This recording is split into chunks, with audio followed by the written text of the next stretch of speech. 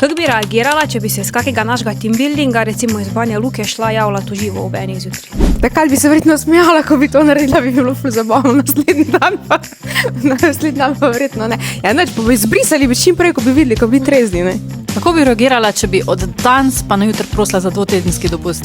Odvisno, o kjermu delo meseca bi bilo, pa kaj bi še imela zrihta. Če imela vse stvari zrihtane, kar ima za naslednjih 14 dni, bi rekla ja. Super.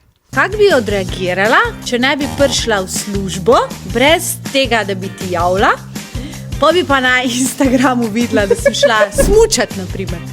Klicala bi te, kje si, kaj se greš? Mislim, halo, ne moreš biti na smučanju, če moraš biti v službi. Vse bi računalnik s sabo vzela. Ja.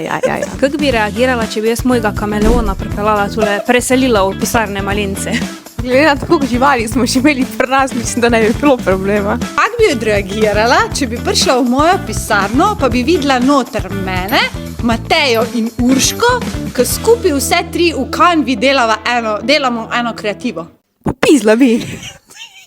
In bi rekla, zakaj delate tri eno in isto stvar? Dajte to še za Andrejo narediti, me res zanima, kako bo odreagirala. No, a naj naredimo tako, napiš komentar.